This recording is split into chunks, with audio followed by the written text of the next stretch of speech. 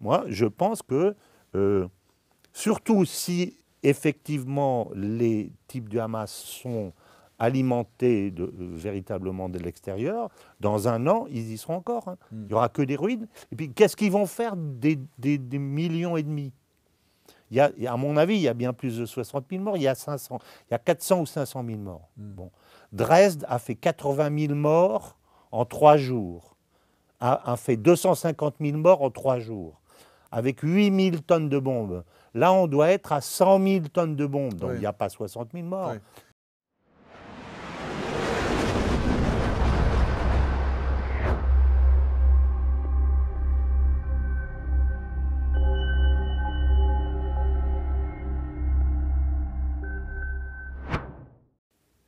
Bonjour à tous, chers amis d'Omerta. Merci de nous retrouver pour un nouveau grand entretien. Aujourd'hui, je reçois une personnalité, un ami que vous connaissez bien, c'est Monsieur François Martin. Bonjour François. Bonjour Charles.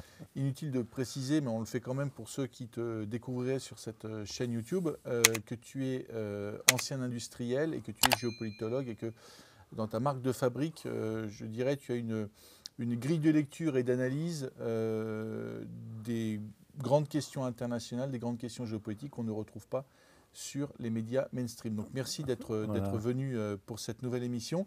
Avant de démarrer, je vous rappelle la sortie en kiosque de notre dernier magazine consacré à l'offensive des néoconservateurs, en particulier dans ce grand Moyen-Orient, la Syrie, l'Iran, mais aussi Gaza et l'Ukraine. Là aussi, c'est un magazine que vous ne trouverez pas dans l'univers mainstream et donc je vous invite, pour soutenir la rédaction d'Omerta, pour soutenir notre travail de terrain, à vous rendre en kiosque ou à vous abonner via notre site internet www.omertamedia.fr.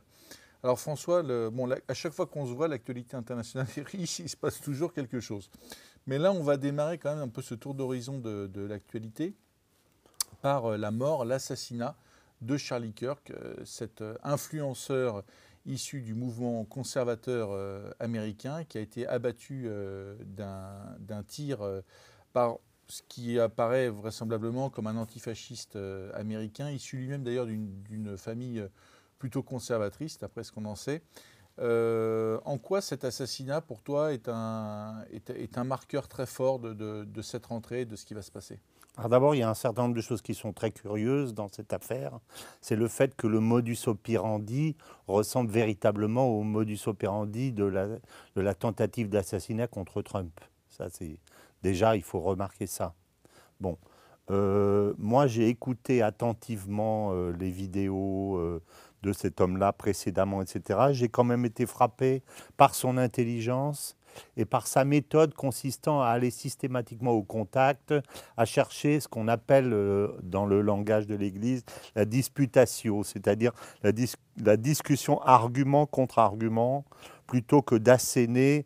Ce n'était pas un politicien au sens propre du terme, même s'il était très politique dans son approche, mais ce n'était pas un politicien au sens propre du terme, mais vraiment quelqu'un qui voulait convaincre de la vérité, la véracité de ces arguments contre des pro-avortement, des pro-LGBT, etc., etc. Et c'est un homme intelligent et un homme qui réfléchissait.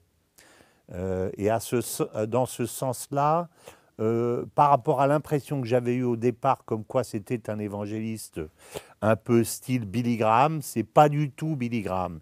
C'est pas du tout un idéologue, c'est pas du tout un homme qui parlait aux foules depuis une scène où il faisait monter la sauce, etc. Et ça, c'est très intéressant. Et je dis ça parce que y a des polémiques actuelles comme quoi le Mossad aurait été quelque part dans la combine. Et j'ai constaté aussi que par rapport à son soutien à Israël qu'il n'a cessé de rappeler, il a quand même pris ses distances par rapport au régime de Netanyahou. Et en particulier, il y a une démonstration qu'il fait sur Internet que je trouve extraordinaire et que je n'ai pas vu jusqu'à présent avec une telle clarté. Il dit, premièrement, Israël est un pays totalement militarisé. Je l'ai été plein de fois. C'est un pays totalement militarisé. Il est impossible que quoi que ce soit se passe sans que l'armée soit au courant. Or, dans l'affaire du 7 octobre, l'armée ne réagit pas pendant 6 heures. Il dit, moi, j'ai pris un avion, j'ai pris un hélicoptère pour aller à Gaza, il faut 45 minutes. Donc, comment se fait-il que pendant 6 heures, personne n'ait réagi et qu'on ait laissé, alors qu'ils sont évidemment au courant, et qu'on ait laissé en particulier le Hamas tuer 1200 personnes, dont on sait qu'une partie ont été mitraillées par les propres soldats, d'ailleurs de Tsahal, dans le cadre de la doctrine Hannibal, dont c'est pas la peine de développer, mais ça c'est avéré par les journaux israéliens. Mais surtout, il y a évidemment, il dit pas évidemment, mais c'est ça que ça veut dire dans son propos, un ordre de retrait pour laisser faire le Hamas. Et il dit, si on a laissé le Hamas rapatrier 250 otages dans cette affaire, c'est que le système de nettoyage ethnique est la tactique et la stratégie instituée dès le départ. Voilà. Il le dit comme ça. Donc, ça veut dire qu'il a perdu totalement confiance. Donc, moi, je pense par rapport à ça, et après on va venir aux conséquences, que de toute façon, les forces de gauche voulaient le buter depuis longtemps, comme ils voulaient buter Trump, et que quelque part, c'est Israël, comme il était un des membres actifs de la communauté évangélique, et qu'il disait Israël est dans mon cœur parce que je suis chrétien, etc., etc. Israël a mis un veto, et qu'à un moment donné, quand il a commencé à critiquer depuis un moment donné, Israël a enlevé son veto, et à ce moment-là, il avait signé son arrêt de mort. Et je pense qu'il a signé son arrêt de mort et qu'il le savait évidemment, puisqu'il a vu ce qui s'est passé avec Trump, il allait au contact dans les universités, enfin, il était véritablement au contact. Donc je pense qu'il a véritablement risqué sa vie volontairement pour ses idées, et à ce titre, il mérite effectivement, je pense, le statut de haute personnalité et de martyr. Voilà. Il y a quand même une radicalisation des wokistes en ce moment, qui aux États-Unis sont quand même déstabilisés par l'arrivée de Trump, de son administration, par la montée aussi du mouvement conservateur, qui a décidé vraiment de détruire le wokisme, de le démanteler. C'est ça. Le wokisme aux États-Unis, c'est des bastions très forts, y compris territoriaux. Il y a l'État de Californie dont on parle beaucoup. Voilà. Est-ce que toi, jusqu'où peut aller cette radicalisation des woke? Je ne dirais pas qu'il y a une radicalisation du wokisme. Le wokisme était déjà radicalisé. Ce qui change, c'est qu'il y a une opposition en face. C'est ça qui change. Donc maintenant, on voit qu'ils sont radicalisés, mais ils l'étaient déjà. Quand tu empêches un président de la République ou un ancien président de la République de parler sur les réseaux sociaux en fermant son compte, quand tu lui fais le djihad judiciaire, comme on dit, en lui balançant procès sur procès sur procès sur procès, en lui mettant les bonnes femmes, etc., tout ce qu'on peut pour l'arrêter, etc., on est déjà...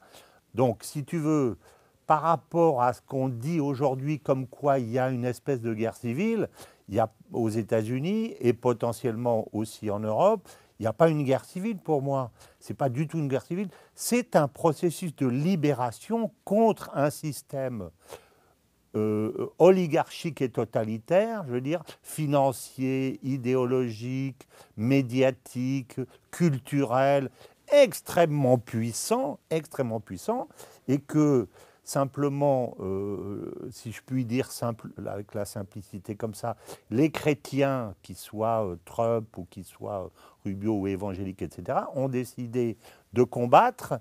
Et comme ce sont des gens qui viennent essentiellement du protestantisme, pour la plupart, puisque Rubio est un catholique, mais il vient, je crois, des Mormons, que Trump est proche des évangéliques aussi, etc., ils ont décidé de passer du pacifisme au militantisme. C'est ça que je dirais.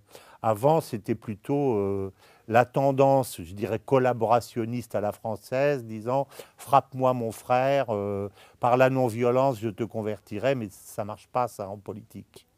Mais si tu veux, Fico n'était pas de gauche, Orban, tentative, n'était pas de gauche, Denessé n'était pas de gauche, Marlex n'était pas de gauche, Trump, 3 tentatives, n'était pas de gauche. Kirk n'était pas de gauche. Où ils sont les types de gauche qui ont été assassinés ou tentés? Que je sache, le fils Biden, il ne lui est rien arrivé. Kamala, il ne lui est rien arrivé. Soros, il ne lui est rien arrivé. L'ancien président comment ça s'appelle, du forum de Davos, il ne lui est rien arrivé. Van der Leyen, il ne lui est rien arrivé. Et Trump et Macron, il n'y est rien arrivé. Donc, c'est tout dans un seul sens. Donc, il n'y a pas deux communautés qui se battent entre elles, comme on essaye de le dire. C'est nous essayons de nous libérer d'un système, je dirais, proto-soviétique, d'un système occidentalo-soviétique, en fait. C'est ça la réalité. Il ne faut pas tordre les trucs.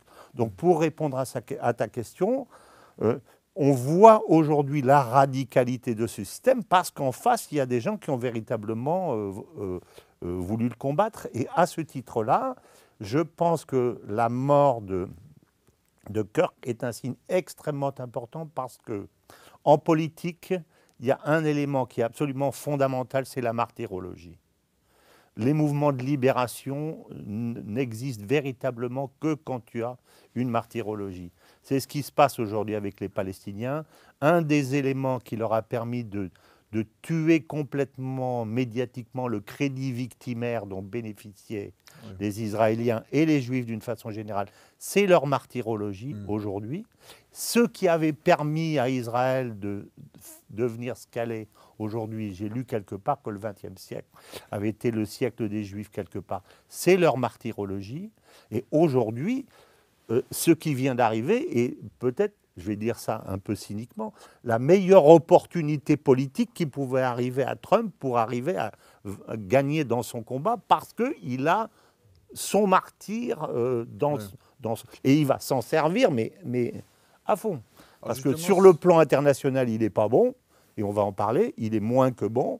Mais par contre, sur le plan intérieur, Kirk lui offre une opportunité sur un plateau pour renverser la table et puis aller faire la chasse aux sorcières qu'il doit faire de toute façon, parce que tu ne te libères pas en laissant tes ennemis dans les structures de pouvoir. Donc, il va devoir aller les chercher, Obama au premier, Biden qui aurait dû être en prison depuis longtemps, le fils Biden, regarde, le père Biden, qui le jour de son intronisation passe devant un Marine et dit « saluer le Marine ». Pourquoi? Parce qu'on lui a dit dans l'oreillette « saluer le Marine ». Et au lieu de saluer le Marine, il ne fait pas la différence entre ce qu'il doit faire et ce qu'il doit dire. Et ce type-là, qui est totalement cacochime, il n'y a aucun média américain qui le critique véritablement pendant 4 ans. Donc, le système est totalement vérolé. Y compris pendant la campagne présidentielle où il était admis, il était de notoriété publique, il n'était pas en condition. Bien sûr, bien sûr. Et le système l'a protégé totalement. Donc il y a véritablement... Ce qui se passe aujourd'hui aux États-Unis n'est pas la préparation d'une guerre civile, mais un mouvement de libération contre un système totalitaire qui nous écrase et qui nous écrase aussi en Europe de la même façon. Voilà. Alors justement, tu parlais de Gaza il y a un instant. Il y a une offensive israélienne en ce moment qui est en cours pour vraisemblablement prendre le contrôle total de la bande de Gaza.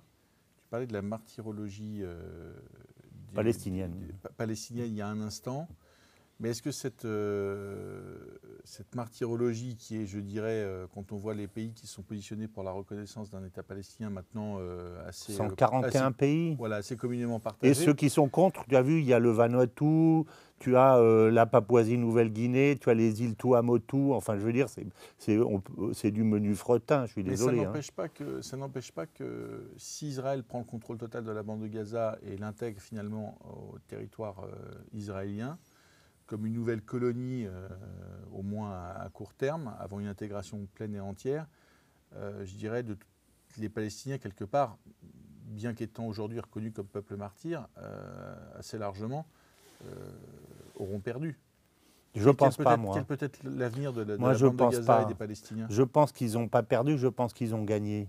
Parce que ça, je reviens toujours dans les guerres asymétriques à David Galula et à son livre Contre-insurrection, théorie et pratique. La véritable victoire dans une guerre, c'est la victoire médiatico-politique. Ce n'est pas la victoire militaire. avant. Et aujourd'hui, je pense qu'avec ce qui s'est passé, Israël a été beaucoup trop loin. Là, ce qui se passe à l'ONU n'est que la traduction de ce qui se passe dans le monde. 98% des pays dans le monde sont... Moi, je lis ce qui se passe sur les sites indiens. J'ai une partie de ma famille qui est en Afrique du Nord, donc je vois ce qui se passe ailleurs. Le monde entier est fou furieux contre ce pays qui fait ce qu'il veut, quand il veut, comme il veut. Enfin, il n'y a plus de droits, il n'y a plus rien.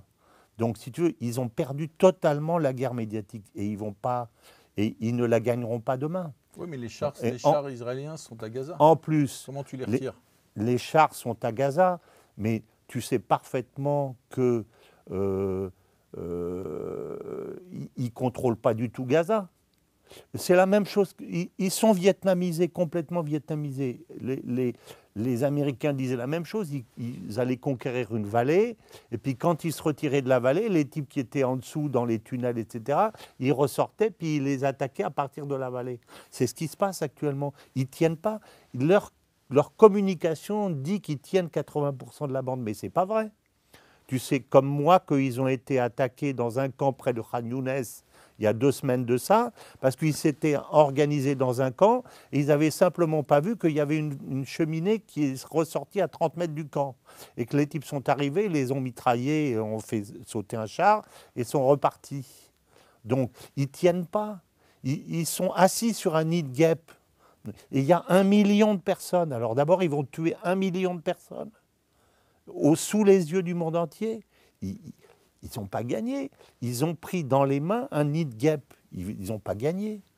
Ils n'ont pas gagné. En plus, il y a un élément très important que j'en vois dire nulle part. C'est que je suis persuadé depuis le premier jour que l'Égypte joue un double jeu et qu'il y a des tunnels, évidemment, parce que tu n'as pas 800 km de tunnels et les tunnels ne s'arrêtent pas sous la frontière. Ils vont jusqu'à Rafah, côté égyptien. C'est évident. Et j'ai posé la question un jour à un Palestinien de Gaza que j'ai rencontré quelque part en Europe. Je lui ai dit, est-ce qu'il y a des tunnels? Il m'a dit, c'est de notoriété publique. Sous la frontière, j'ai dit, il y en a combien? Il m'a dit, il y en a une vingtaine. Donc, s'il y a 20 tunnels, ça veut dire qu'ils reçoivent de l'argent, ils reçoivent de la bouffe, ils reçoivent des conseillers yéménites, ils reçoivent des armes, ils reçoivent des trucs. C'est un peu, si tu veux, mutatis mutandis, ce qui se passait avec la Chine quand ils soutenaient le Vietnam du Nord. Si tu ne fermes pas complètement les sources d'approvisionnement de l'extérieur, tu peux toujours dire que... Écoute, il y a un signe qui est vraiment significatif, c'est s'ils libèrent les otages. Là, ils sont en train de taper sur Gaza, sur Gaza City. Combien d'otages ils ont libérés? Combien d'otages est-ce qu'ils ont libérés? Aucun, pratiquement. Les seuls qui ont libérés, ils les ont tués. C'est ceux qui sont sortis avec les drapeaux blancs et ils ont cru que c'était des Palestiniens, ils les ont tués.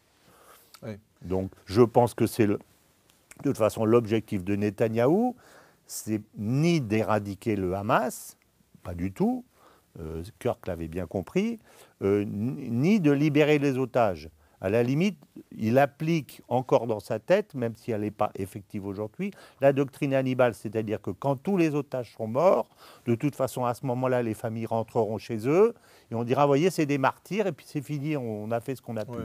Voilà. Donc c'est ce qui va se passer. Par contre, il ne contrôle rien aujourd'hui. D'ailleurs, si le chef d'état-major d'armée lui a dit « je ne veux pas y aller », et c'est la raison pour laquelle, à mon avis, il a réglé le problème en disant « je vais tuer la délégation, comme ça on ne parlera plus on parlera plus d'arrangement et de... Parce que le chef d'état-major des armées l'a fait chanter en lui disant « tu as une offre sur la table qui est bien, prends-la, mais moi j'y vais pas ». Bon. Et l'armée était contre le fait d'aller tirer sur la délégation du Qatar. Et en faisant ça, il a franchi le Rubicon d'une certaine façon. Là, tu abordes un point clé de ces derniers jours. Mais pour terminer sur le précédent, moi, je pense que, surtout si effectivement les types du Hamas sont alimentés véritablement de l'extérieur, dans 1 an, ils y seront encore. Il n'y aura que des ruines. Et puis, qu'est-ce qu'ils vont faire des millions et demi? À mon avis, il y a bien plus de 60 000 morts. Il y a 400 ou 500 000 morts. Bon. Dresde a fait 80 000 morts en 3 jours. A fait 250 000 morts en 3 jours. Avec 8 000 tonnes de bombes. Là, on doit être à 100 000 tonnes de bombes. Donc, il n'y a pas 60 000 morts. Il y a 400 000 morts. Alors, tu parlais justement de cette action militaire israélienne sur Doha au Qatar, qui visait une délégation de négociateurs. Une action spectaculaire, parce qu'en fait, on sait que le Qatar est un soutien du Hamas, un soutien de mouvements radicaux d'ailleurs plus généralement, mais de là à être, c'est quand même un pays qui fait partie, je dirais, de l'univers mainstream au Moyen-Orient. Un bombardement israélien sur la Syrie, bon, je dirais que ça s'est vu, c'était monnaie courante, mais un bombardement israélien sur le Qatar, c'est quelque chose qu'on pouvait difficilement imaginer. Ça veut dire, selon toi, que Benjamin Netanyahou, aujourd'hui, dans une course en avant, en fait, qu'il est pris dans sa propre logique d'éradication totale de toute opposition? Ce n'est pas un système d'éradication de toute opposition, puisque chaque fois qu'il tape sur une opposition, il la fait grandir et il ne l'éradique pas. Il n'a pas éradiqué le pouvoir en Iran, il l'a fait grandir. Il n'a pas éradiqué ce qui se passe en Syrie, il va plutôt réveiller les Turcs qui un jour vont aller lui taper dessus sur le Golan. Moi, j'attends ça depuis longtemps. Il n'a pas éradiqué les Kurdes qui lui ont dit « laisse-nous nous débrouiller tout seuls ». Il n'a pas éradiqué le Liban puisque le Hezbollah est toujours armé. Il n'a pas éradiqué les Houthis. Donc il fait ce que j'appelle la pyramide de Ponzi politique. À chaque fois, il a une dette ou un échec et il masque l'échec en recréant une autre opération financière, je veux dire, une autre opération plus grosse que la précédente pour essayer de masquer la précédente. Mais il ne fait qu'augmenter son discrédit au fur et à mesure qu'il fait ça. Où est-ce qu'aucune de ces attaques n'a créé pour lui une opportunité, a ouvert une opportunité stratégique vers quelque chose? Où toutes ont été des échecs, si tu regardes, sur le plan stratégique. Et celle-là en est un aussi. Et alors là, il faut vraiment parler de ça parce que c'est vraiment quelque chose de... C'est aussi important, je dirais, comme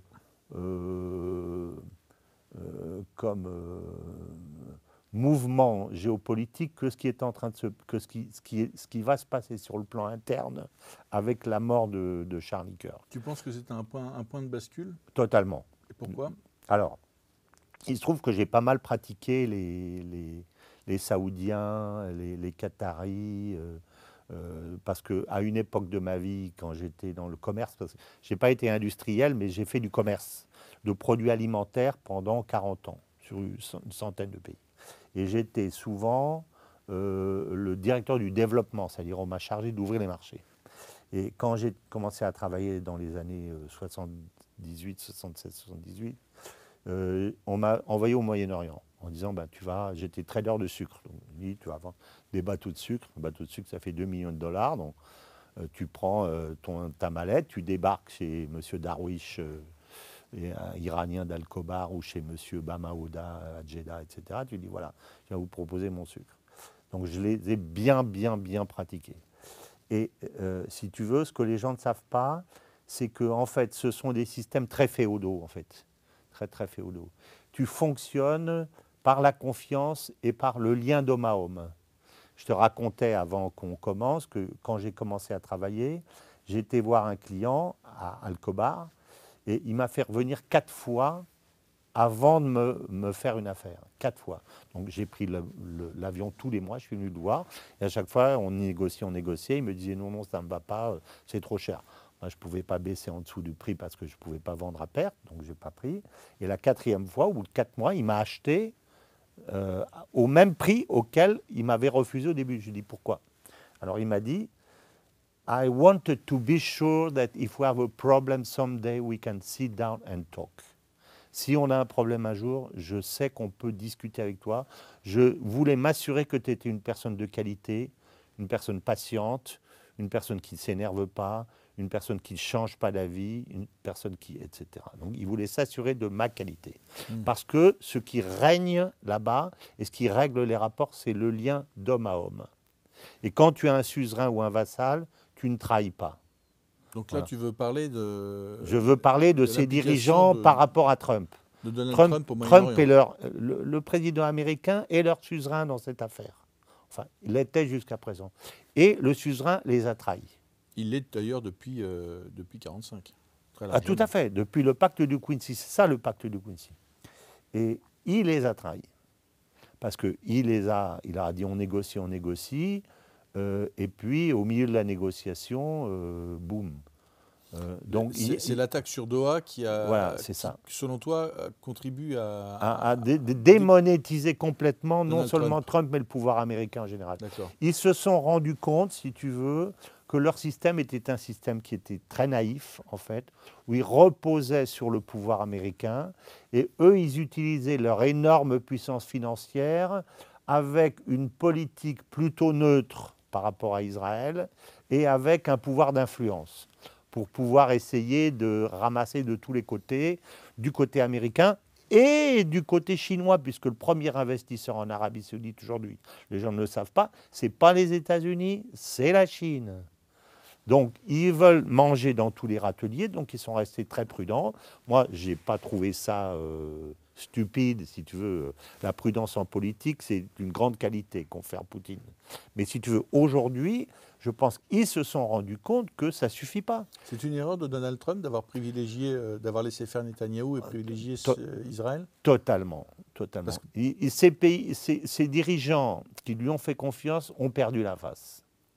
Et ça, tu ne peux pas faire.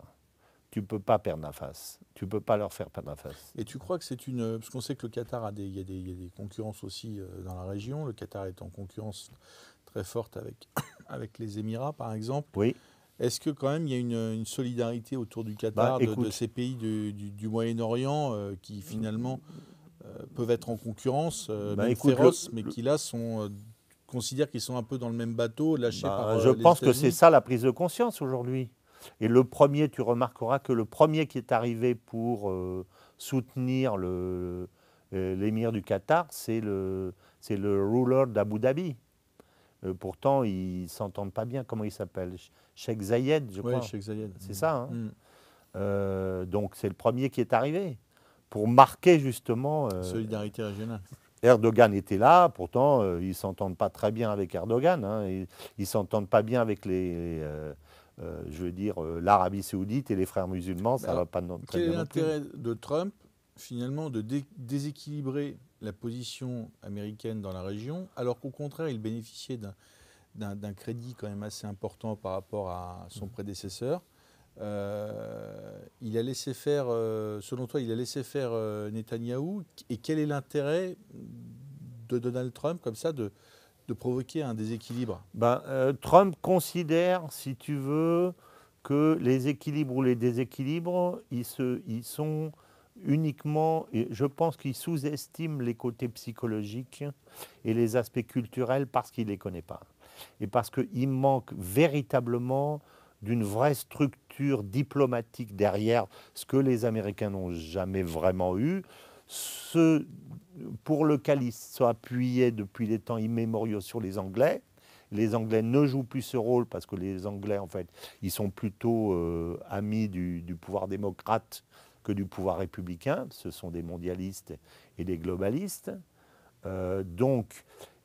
Trump pense que, de toute façon, c'est un drôle de mélange, mais il y a un côté chez lui extrêmement cynique où il dit, de toute façon, entre le fort et le faible, le faible plie parce que le fort est fort. Donc, si j'affaiblis le Hamas, de toute façon, le Hamas va lâcher.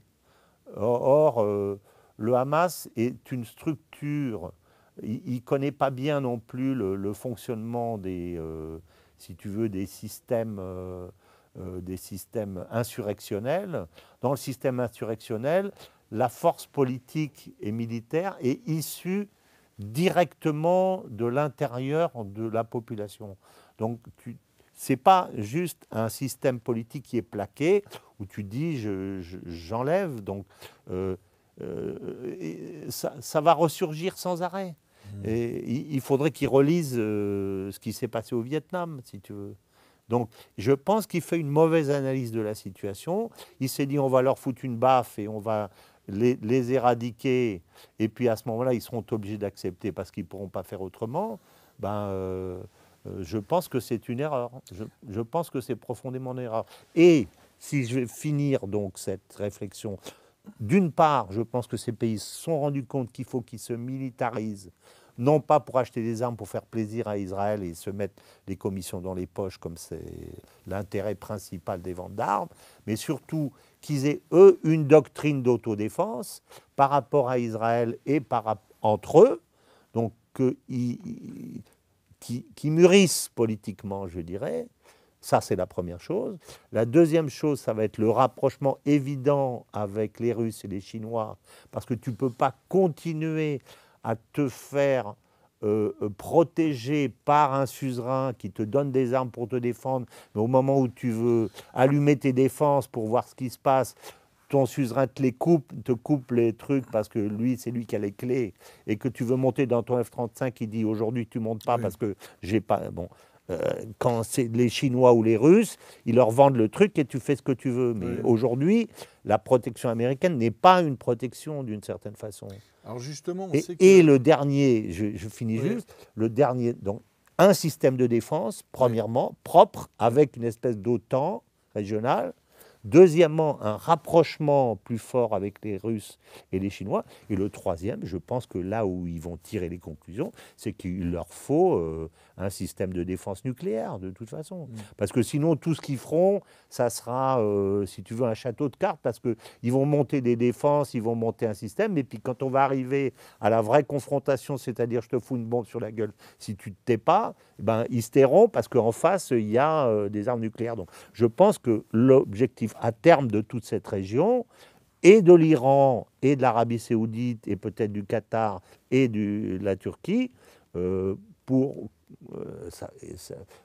est parti. Je pense que dans 20 ans ou dans 10 ans, tous ces pays auront l'arme nucléaire. Oui. Je pense. Alors justement, toi, tu parlais de la Russie et de la Chine. On sait que ce Moyen-Orient, avec la guerre en Ukraine, a quand même montré qu'il tenait à une position d'équilibre.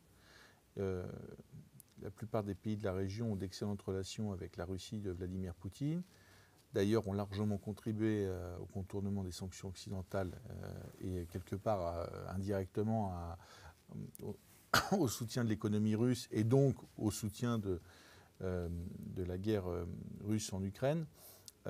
Est-ce que ce manque quelque part, selon les Moyen-Orientaux, de fiabilité de Donald Trump, cette humiliation infligée par Israël qui tape quand même une capitale d'un grand pays souverain du Moyen-Orient, est-ce que ce n'est pas l'accélérateur d'un rapprochement déjà amorcé entre ces pays, la Russie et la Chine, qu'on voit moins, en fait, tu le disais, je partage tout à fait ton idée, la Chine est en dessous des radars, mais elle est en fait très active. On sent que est-ce que tout ça, ce n'est pas l'accélérateur de la recomposition d'un nouveau monde régional et d'ailleurs d'un nouvel ordre international? Ben bien sûr, c'est tout à fait ça. Et dans ce cadre-là, si tu veux, c'est aussi pour les États-Unis, quelque part, la fin de la parenthèse du Quincy. Tu peux rappeler pour nos auditeurs oui, ce que le c'est que le Quincy, c'est donc un bateau américain sur lequel avait été signé le premier accord pétrole contre sécurité entre Roosevelt et, comment s'appelait-il, le roi d'Arabie Saoudite, dont le nom vient de me sortir, mais bon, c'est en 1945, je crois, hein, c'est ça, lorsque Roosevelt revient de Yalta, je crois, et ce bateau est donc dans la mer Rouge. Un destroyer, oui. Voilà, et il signe ce pacte, et depuis cette époque, il y a vraiment cette collusion totale entre les États-Unis et l'Arabie saoudite, que moi j'ai constaté en allant à l'Aramco. Aram, ça veut dire Arab American Company. Quand tu rentres dans l'Aramco, tu as une ville américaine. Et moi, j'étais à la messe dans l'Aramco. Donc, tu as véritablement, c'est protégé par des miradors, des armes et de tout ça, des sacs de sable, des Marines tout autour. Et l'Aramco, qui est le cœur du pouvoir économique saoudien, est totalement américain. Donc, ça veut dire que c'est les Américains qui ont la main sur le robinet du pétrole, complètement. Et qui, en contrepartie, protège l'Arabie Saoudite et les pays de la région. Tout à fait, mais plus aujourd'hui. Donc c'est ça le problème. Donc on est à un tournant finalement. Absolument, absolument, je le crois. Et si tu veux, si les Américains ont perdu d'abord la confiance et demain la main et après-demain l'influence sur cette région-là, c'est une catastrophe totale pour les États-Unis. C'est là que je trouve que Trump est vraiment le plus mauvais, si tu veux. Je ne le trouve pas mauvais partout. Je ne le trouve pas mauvais en politique intérieure. Il se bat comme un lion. S'il arrive à ramener la tête de la tête d'Obama au bout d'une pique, politiquement parlant, sur l'Obamagate, s'il arrive à aller chercher, etc. Bon, je dirais que son travail en interne me semble pas mauvais, ouais. Mais son travail en externe, d'une part avec sa politique de 2 pas en avant, 1 pas en arrière, il avait l'affaire gagnée après le sommet d'Anchorage. Le monde entier a dit ça y est, c'est le rapprochement et c'est fini, etc. Qu'est-ce qu'il va faire pour aller faire revenir Zelensky dans la course et lui promettre, payé par les Européens, 100 milliards de dollars de marchandises et d'armes. Quand tu prononces le mot crédit à Zelensky, il n'y a plus rien d'autre, ou armes, il n'y a plus rien d'autre qui l'intéresse que ça. Donc il était prêt à aller voir Poutine, qui lui a dit viens donc à Moscou. Et à ce moment-là, on lui dit tiens, on va te donner 100 milliards. Il dit attends, moi, 100 milliards, virgule, j'ai en piqué 10 pour moi et mes copains. Donc, j'ai racheté quelques villas ici ou là. Et puis, j'ai encore 6 mois de vie. Donc ça, c'est totalement... C'était gagné. Et il revient en arrière. Et puis, je veux dire, avec Netanyahou est dans une situation économique, diplomatique, médiatique, sociale en interne, politique, effroyable. Tu regardes la réalité, oui. Effroyable. Il est totalement vietnamisé. Donc, l'autre n'a qu'à lui enfoncer un peu la tête ou aller. Tu crois véritablement si Trump allait dire au soutien de Netanyahou en disant écoute, on va mettre Olmert à sa place, on va virer Netanyahou, est-ce que tu penses qu'il n'y arriverait pas? Bien entendu qu'ils y arriveraient. Donc, si tu veux, il ne tient pas ses proxys, en fait. Ces proxys, lui font la nique, le tiennent, le font faire... apparemment, il les reçoit à la Maison-Blanche en disant bah, « Tiens, mets-toi là, ferme ta gueule, etc. » Dans la réalité, c'est eux qui lui font faire les claquettes, la danse du ventre quand ils ont envie. C'est ça que tu constates. Oui. Il ne les tient pas. Oui. Quand il les enfonce bien, ils sortent la tête de l'eau, il les lâche. Je veux dire, si tu veux arriver au bout, tu ne lâches pas. Alors, ça ne m'inquiète pas, moi, par rapport à la guerre d'Ukraine, parce que, si tu veux, Poutine est tellement sûr de son coup et tellement sûr d'avancer que, comme je l'ai déjà dit, Poutine a le temps et l'autre a la montre. Donc, l'autre a son avion dans 1 heure et Poutine, il peut attendre pendant 2 ans de plus. Ouais. Donc, à un moment donné, Trump va se retrouver dans le temps de sa campagne des midterms, donc il va devoir lâcher tout. Et comme il ne peut pas se présenter vers ses électeurs en disant « Je vous avais dit que j'arrêterais la guerre en 24 heures, je ne l'ai pas fait. Je vous avais dit que c'était la guerre de Biden, ce n'est pas celle de Biden, c'est la mienne. » Donc, s'il veut se présenter en disant « Je suis effectivement le pacificateur », il faut quelque part qu'il lâche le truc et il va finir par lâcher Zelensky, mais que de temps perdu et que c'est mal fait. Et là, c'est pareil. Je veux dire, les véritables diplomates américains, parce que je pense qu'il y en a quand même, il n'y a qu'à écouter Mearsheimer et d'autres, ils s'arrachent les cheveux quand ils voient comment ils bousillent la politique américaine depuis 1945. Surtout Quoi. au Moyen-Orient, parce que là, c'est vraiment. Oui, un changement au Moyen-Orient majeur, en ouais. particulier. Ouais. Je dirais que s'il y a quelque chose qu'il faut essayer de conserver, et c'est facile, il n'y a qu'à laisser tomber Bibi. Mm. Il n'y a qu'à laisser tomber Bibi. Ça ne veut pas dire qu'il laisse tomber l'État d'Israël, mais il faut laisser tomber Bibi. Ouais. Dans cette... On voit bien que le fouteur de merde, je vais dire le mot, dans la région, et tout le monde le sait, tout le monde le comprend, c'est Bibi, quand même. Benjamin Netanyahu. Bah oui, évidemment. Merci François pour cet entretien passionnant. Chers amis, n'oubliez pas de vous abonner à cette chaîne YouTube, de liker, partager, commenter cette vidéo. Je vous dis à très bientôt. Merci François.